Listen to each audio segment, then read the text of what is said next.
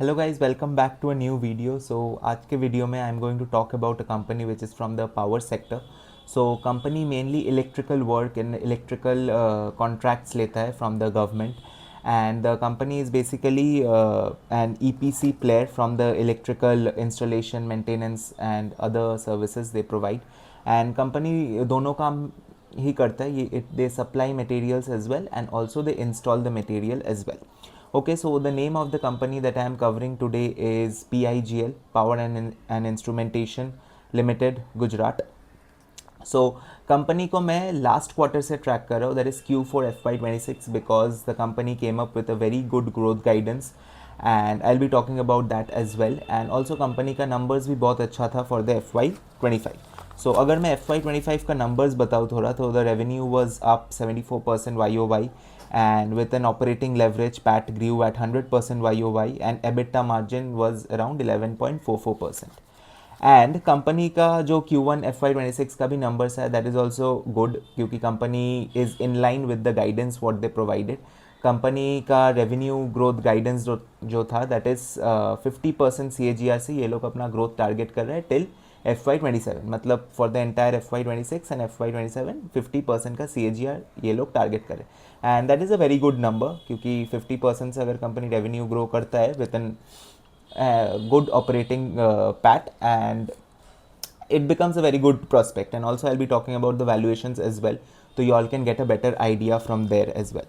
So अगर मैं Q1 FY26 का बात करूँ, तो revenue grew 60% YOY in line with the guidance and PAT grew by 14% YOY.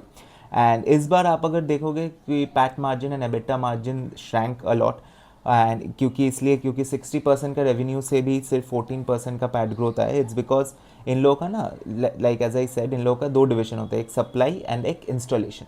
सो इस क्वार्टर में because of rain, monsoon and everything, तो इन लोगों का सप्लाई ज़्यादा हुआ एंड काम ज़्यादा जो होता है ना इलेक्ट्रिकल कंस्ट्रक्शन में, या मतलब जो फील्ड वर्क जो होता है वो बहुत हॉल्ट में था.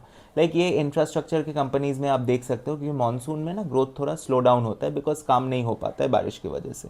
सो द सेम थिंग, तो कंपनी का percentage of supply was a lot higher, जो कि एक लो मार्जिन बिजनेस होता है इन लोगों के लिए.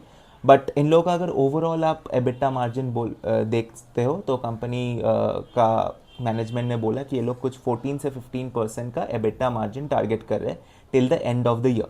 अभी अगर करेंटली बोलूँ तो ये कुछ 9% के आसपास है, तो margin will expand according to the guidance of the company. So and अगर मैं एक ओवरऑल मैक्रो सेक्टर का बात करूँ, आप, India is one of the fastest growing economy and I really feel blessed कि हम लोग इस जर्नी का एक पार्ट है. एंड तो इंडिया में जो रूरल कंजम्पशन है, अर्बन कंजम्पशन है, consumption is growing. And also अभी गवर्नमेंट ने GST कट अनाउंस किया है, इनकम टैक्स का बेनिफिट भी आया है, तो consumption will increase. And also power sector का, मतलब इलेक्ट्रिसिटी का जो अवेलेबिलिटी है, अभी भी रूरल एरियाज़ में ना उतने अच्छे से नहीं है.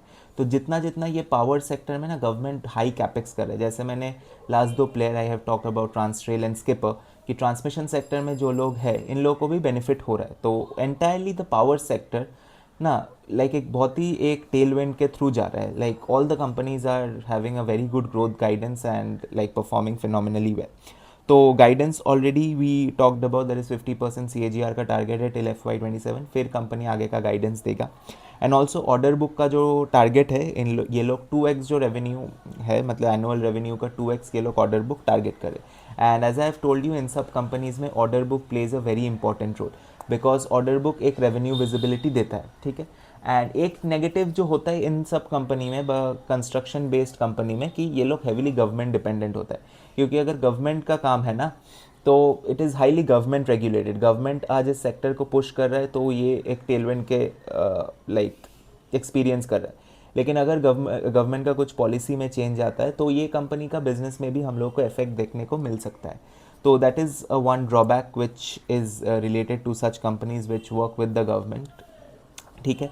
And let's talk about the valuations now. The current P of the company stands to be 23-24 के आसपास, and current PEG ratio is 0.37.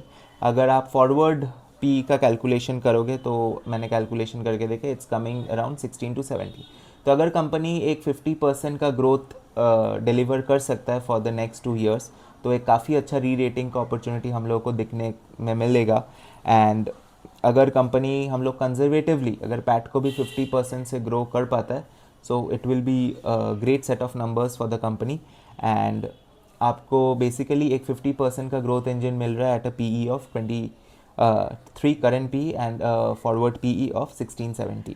So you can track the company. This company, I'll call it a winner of the Q1 FY26 because management delivered what it said.